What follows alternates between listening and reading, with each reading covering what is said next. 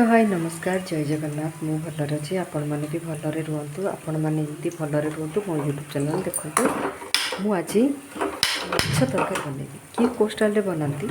ये मु पियाज जीरा सरस सब पकई देती कौन कौन प्रस्तुत प्रणाली मुझे कहूँ यहाँ हूँ सरिष बटा पियाज अदा रसुण सबू आपण जो ग्राइंडर करेंगे पियाज को एमती फास्ट तेलर टे स्लाइड्रे भाजती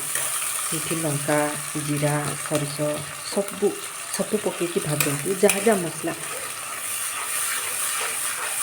धनिया पिस्ता मसला जितनी जिनस अच्छी टे स्लाइड्रे भाजिकी जदि आप ग्राइंडर करदेना ता कलर टे अलग आसो आ खालीटा आप ग्राइंडर करेंगे ता कलर गोटे अलग आस आप थे टेस्ट कर देखते ये मु पियाज रसुण सब पकईकि ग्राइंडर कर टमाटो भी टिके स्लाइड्रे भाजिकी मुझे ग्राइंडर कर सेमती कले भाजिकी ग्राइंडर कले टिके बास्ना हुए से सब बेले एमती टे जो आमिष हुए भाजिकी ग्राइंडर कर आपण माछ को मसला दे करती बेसर दे करती सरस बटा दे करती जार जो यूनिक्रे आप बनाती किंतु आम स्टाइल रे आमर एपट साइड तेलुगु कमी ता स्टाइल कौन करती तेंतुली खटा देकी बनाती आमे कौन करूँ माछ तरकारी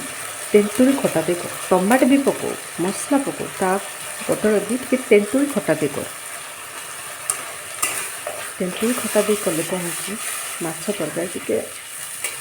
टेस्टा भल आसे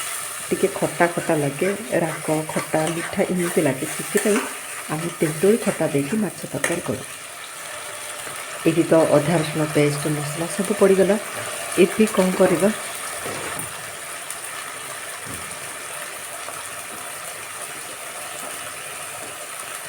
टिके बिरसिंगा डाल टिके पकड़े भल बास्ना हुए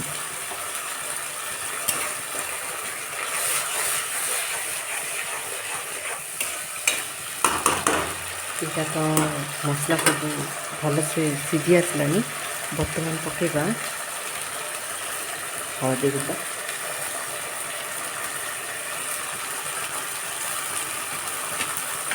पकेबा लंका गुंड माछ मांसर टिके जदि राग ना भल लगे ना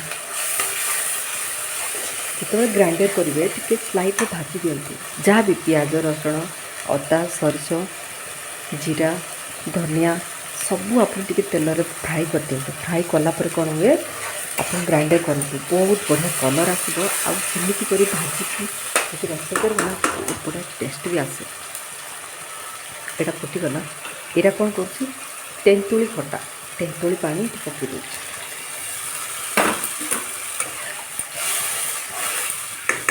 तेंतुली आ टिके पानी टिके पकेबा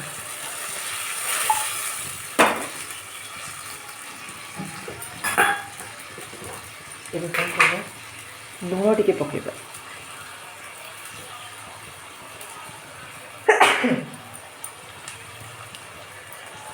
लुण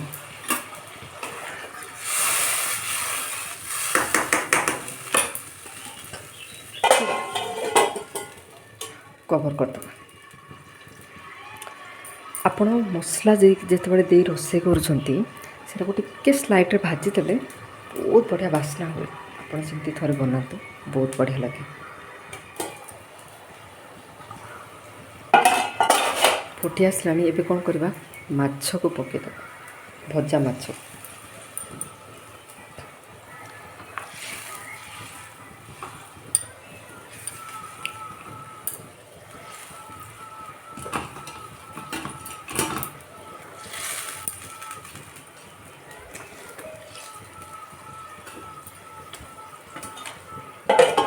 कि घोड़े देवा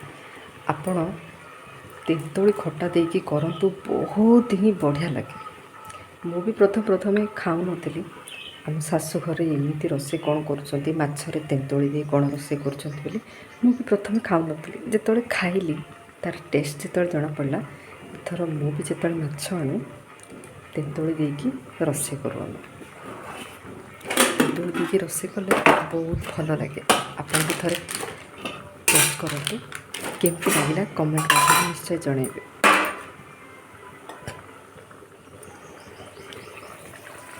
ହେଇଗଲା ମାଛ ଖଟା ତରକାରୀ। ମାଛରେ ଚିକେନରେ ଆଳୁ ପଡ଼େ, ମଟନରେ ଆଳୁ ପଡ଼େ, ଆଉ ଚିଙ୍ଗୁଡ଼ିରେ ଆଳୁ ପଡ଼େ। ମାଛରେ ବି ଆମେ ଆଳୁ ପକେଇକି ରୋଷେଇ କରୁ, କିନ୍ତୁ ଏଠି ଖଟା ଦେଇକି ରୋଷେଇ କରୁଛି ତ ସେଥିପାଇଁ ମୁଁ ଆଳୁଟା ପକେଇନି, ନହେଲେ ମାଛରେ ଆଳୁ ପକେଇଲେ ବି ବହୁତ ଟେଷ୍ଟ।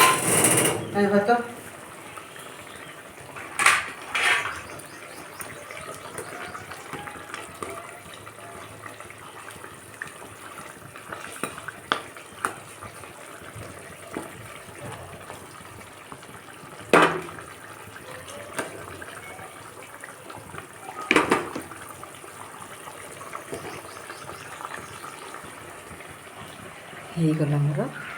ମାଛ ଖଟା ତରକାରୀ, ତେନ୍ତୁଳି ଖଟା ମାଛ ତରକାରୀ। ଗରମ ଗରମ ଭାତରେ ଖାଇଲେ ନିଶ୍ଚୟ ଭଲ ଲାଗେ। ଆପଣମାନେ ବି ଏମିତି ବନାନ୍ତୁ। ରହୁଛି, ନମସ୍କାର, ଜୟ ଜଗନ୍ନାଥ।